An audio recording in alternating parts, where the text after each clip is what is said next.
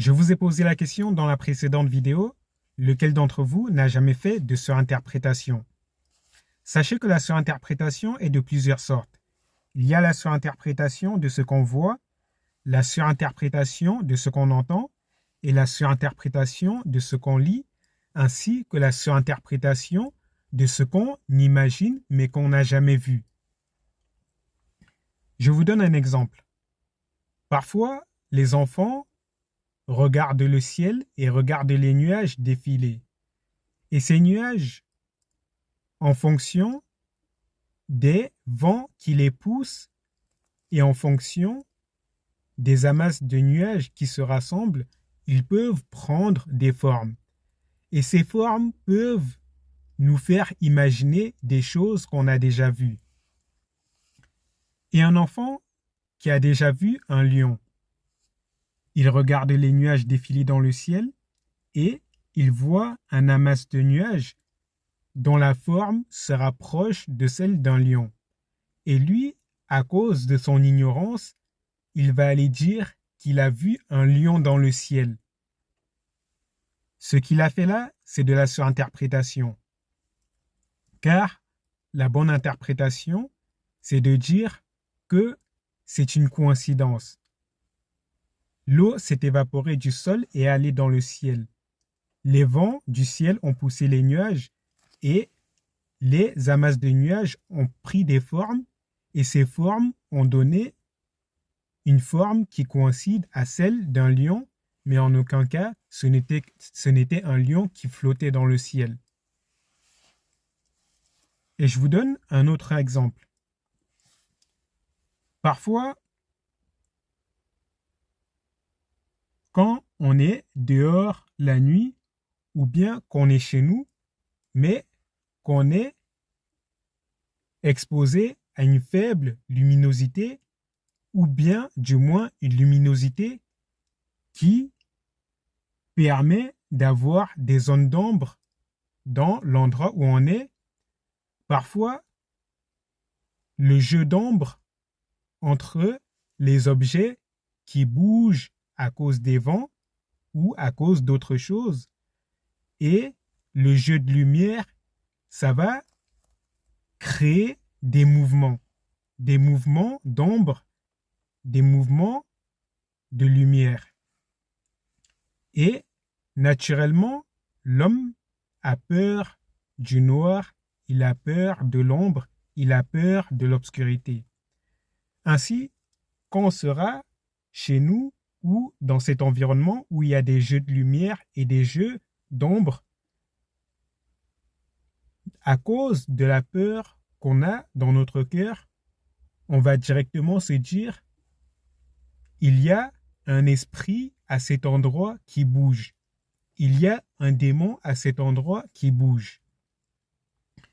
Et ceux qui ne croient pas en l'invisible, ils vont dire il y a quelque chose qui bouge à cet endroit à cause de leur ignorance.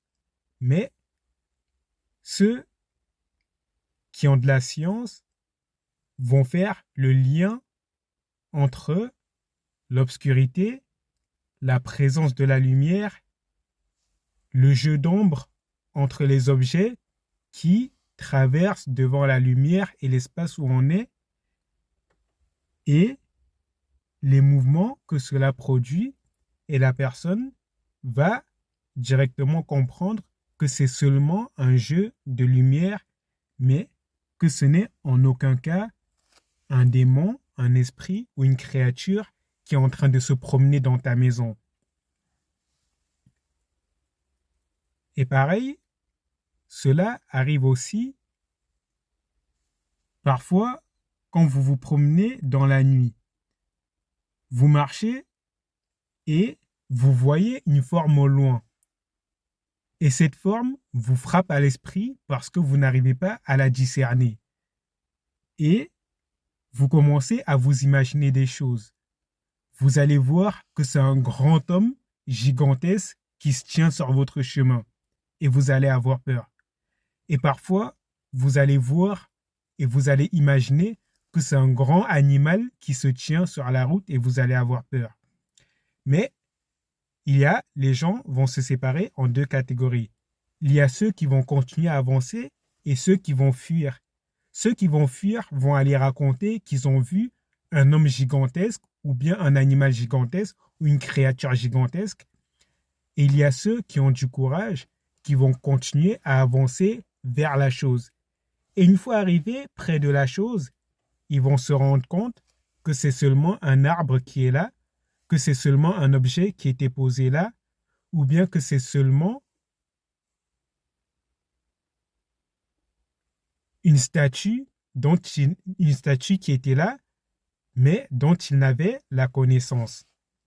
Et ainsi, celui qui est parti, celui qui est retourné sur ses pas, il ira faire de la surinterprétation en disant qu'il a vu une créature gigantesque, tandis que celui qui avait un peu de courage, il a vu la réalité des choses et il a vu que c'était seulement un objet quelconque qui était présent à cet endroit et que l'obscurité ne lui permettait pas de discerner ce qu'était cet objet.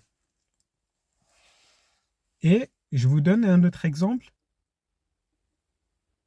Parfois, quand vous êtes chez vous, il y a des courants d'air qui peuvent entrer à cause de la mauvaise isolation de votre maison. Et ces courants d'air vont faire bouger des choses car le vent a de la force. Et en faisant bouger les choses qui sont extrêmement légères, ces courants d'air vont les faire tomber. Et quand ces choses vont tomber, il y a les gens qui sont superstitieux, ils vont commencer à se dire « ma maison est possédée ». Mais s'ils réfléchissent quelques secondes et ils font le lien entre la mauvaise isolation, le vent qui rentre et les objets légers qui tombent, ils vont se rendre compte que c'est normal cette situation. Mais à cause de leur ignorance, ils vont tomber dans la surinterprétation parce que ils sont ignorants tout simplement. Et je vous donne un exemple de la surinterprétation de lui. Tout ce qu'on entend,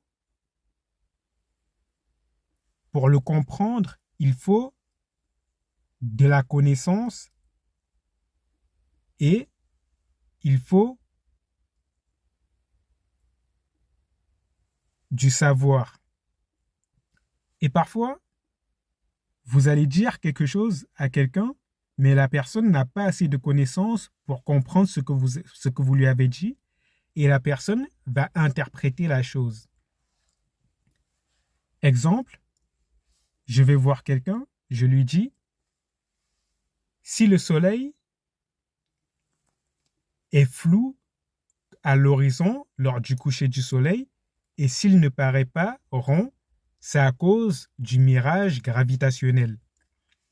Et la personne, comme elle ne sait pas c'est quoi un mirage gravitationnel, elle va interpréter mes propos selon sa connaissance. Elle va faire le rapprochement entre le mot mirage et le mot miroir. Elle va faire le rapprochement entre le mot gravitationnel et le mot gravité. Et elle va dire, ça veut dire qu'il y a un miroir qui gravite, qui flotte devant le soleil. C'est pour ça qu'on ne le voit pas clair à l'horizon au coucher du soleil. Et c'est pour cela qu'il paraît trouble. Et ainsi, il va surinterpréter ce que j'ai dit, il va exagérer dans l'interprétation et il va faire passer ce qui était non tangible à quelque chose de tangible. Car le mirage gravitationnel, c'est quelque chose de physique et non tangible, alors que un miroir qui flotte devant le soleil, c'est quelque chose de tangible. Donc, vous voyez où je veux en venir. Donc, pour tout ce que vous dites aux gens, ces gens les interprètent selon ses connaissances. Et quelqu'un qui n'a pas beaucoup de connaissances va toujours faire de la surinterprétation car elle va interpréter les mots que vous lui dites selon ses connaissances qui sont extrêmement faibles. Et parfois, la surinterprétation de lui peut arriver parce que la personne ne vous écoute pas quand vous parlez. C'est-à-dire que la personne n'a pas de présence d'esprit lorsqu'on lui parle. Imaginez quelqu'un à qui vous dites « Je vais aller à Calais ». Et la personne, comme elle n'a pas de présence d'esprit et comme elle ne vous écoute pas attentivement quand vous parlez, la personne va entendre « Je vais aller chialer ». Parce que la personne n'a pas de présence d'esprit, donc elle est obligée d'interpréter. Quand vous dites une phrase, elle n'entend que la moitié de la phrase et pour comprendre le reste, elle fait de la surinterprétation. Et parfois aussi, la surinterprétation de lui peut arriver quand on a un cœur malsain, un cœur qui n'est pas pur. Je vous donne un exemple tout simple. Deux personnes de sexe opposé sont en train de discuter. Il y en a un qui dit à l'autre « J'ai faim ». Cet autre, à cause de son cœur qui n'est pas pur, il va commencer à imaginer que l'autre a envie de coucher, alors que l'autre voulait simplement dire qu'il a envie de manger. Et donc, cette personne, elle a fait de la surinterprétation parce qu'elle n'a pas un cœur sain. Ainsi, tout ce qu'on lui dit, il le comprend selon son mauvais cœur, selon son cœur malsain, et il comprend les choses tout le temps mal, de manière malsaine. Et quelqu'un qui comprend les choses tout le temps de manière malsaine, c'est quelqu'un qui est tout le temps dans la surinterprétation, car il ne comprend pas les choses de la manière dont ils lui ont été dit, il comprend les choses de la manière dont son esprit veut entendre et veut comprendre la chose. Et maintenant, passons à la surinterprétation de ce qu'on lit. Toute personne lit. Que cette personne soit croyante ou pas, toute personne lit. Et parfois, quand on lit des textes dont on ne connaît pas le contexte, et parfois on lit des textes dont on ne connaît pas tous les mots de vocabulaire qu'il y a dedans. Un exemple de quelqu'un qui lit un texte et il y a un mot de vocabulaire qui lui manque dans une phrase. Et que cette personne a la paresse d'ouvrir un dictionnaire pour voir le sens exact du mot, ou bien cette personne n'a pas le courage d'aller demander à quelqu'un de lui expliquer la phrase par pudeur. Cette personne va se retrouver à devoir interpréter la phrase. Et en interprétant la phrase, la personne risque fortement de tomber dans la surinterprétation. Sachez qu'à partir du moment où il y a un mot que vous ne comprenez pas dans une phrase, vous êtes obligé d'interpréter la phrase. Et si vous êtes obligé d'interpréter une phrase dont vous n'avez pas tous les mots, il y a de fortes chances que vous ayez une mauvaise interprétation. Et maintenant, passons dans les phrases dont on ne connaît pas le contexte. Le langage est rempli de métaphores. Et ces métaphores, nous ne pouvons les comprendre que si nous connaissons le contexte. Et si nous lisons un texte dont nous ne connaissons pas le contexte, nous allons forcément tomber dans la surinterprétation et il y a très peu de chances concerne la vraie interprétation de ce texte. Je vous donne un exemple tout simple. Vous lisez un texte dans lequel c'est marqué « J'ai demandé à Albert de m'accompagner, mais Albert ne cessait de tourner autour du pot. » Dans le langage, la métaphore tourner autour du pot veut dire tergiverser pour ne pas donner de réponse, pour ne dire ni oui ni non. C'est-à-dire, vous demandez quelque chose à quelqu'un et la personne ne veut pas vous dire oui et elle ne veut pas vous dire non non plus et elle vous fait tourner en rond jusqu'à ce que ce soit vous qui prenez la décision d'aller faire la chose sans la personne. C'est ça qu'on appelle tourner autour du pot. Donc, ici, dans le texte, il est dit « Albert ne cessait de tourner autour du pot ». Il se peut qu'Albert était en train de tergiverser et il se peut qu'Albert était vraiment en train de tourner autour d'un pot pour une raison quelconque.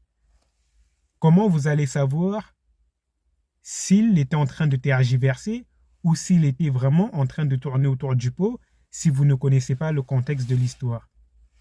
Donc, là, vous êtes obligé d'interpréter et vous allez tomber dans la surinterprétation parce que vous ne connaissez pas le contexte. Et pareil, j'ai parlé de surinterprétation dans l'imagination de ce qu'on n'a jamais vu. Il y a des choses que l'homme n'a jamais vues, mais l'homme s'efforce d'imaginer comment pourraient être ces choses. Les hommes n'ont jamais vu les anges de leurs propres yeux, mais ils s'efforcent de vouloir représenter les anges. Et ainsi, ils les représentent sous des apparences humaines, avec des ailes, et ces apparences sont proches de ce qu'ils voient comme la forme humaine la plus parfaite. Mais, sauf que, à partir du moment où ils n'ont jamais vu d'ange, sur quoi se basent-ils pour dessiner ou bien pour façonner ces images d'anges qu'ils façonnent? Ils ne se basent sur rien du tout à part leur imagination et à part leur interprétation de ce qu'ils ont entendu des anges. Et pour vous donner un exemple à quel point ça peut être complexe, les anges ont des mains, mais les anges ne sont pas chairs. Comment tu peux te figurer qu'un ange a la même main que la main d'un humain si les anges ne sont pas chairs mais ils sont esprits? Donc, c'est impossible. Et c'est pour cela que beaucoup de gens qui veulent expliquer ou représenter les choses de l'invisible tombent dans la surinterprétation. Et au jour de nos jours, beaucoup de gens sont dans la surinterprétation car on est à une époque où les gens aiment beaucoup parler alors qu'ils ont très peu de connaissances. On est à une époque où les gens veulent montrer qu'ils savent et ils veulent dire des choses que des gens n'ont jamais dit avant qu'eux ou bien des choses que des gens de science ne les ont pas précédés dessus pour impressionner. Mais sauf que celui qui veut se démarquer tombera forcément, celui qui veut se démarquer dans l'interprétation tombera forcément dans la surinterprétation. Je sais, c'est compliqué ce que je viens de dire. Mais dites-vous une chose, c'est que beaucoup de gens surinterprètent les textes religieux, beaucoup de gens surinterprètent les textes qu'ils lisent dans les livres quelconques, beaucoup de gens surinterprètent ce qu'ils entendent, beaucoup de gens surinterprètent ce qu'ils voient selon leur imagination, selon leur désir et selon leur passion. Et pour distinguer quelqu'un qui surinterprète de quelqu'un qui dit la vérité, il faut avoir du savoir, il faut avoir de la connaissance et il faut avoir beaucoup de science. Un ignorant se fera toujours berner quand on lui parle des choses qu'il ne sait pas.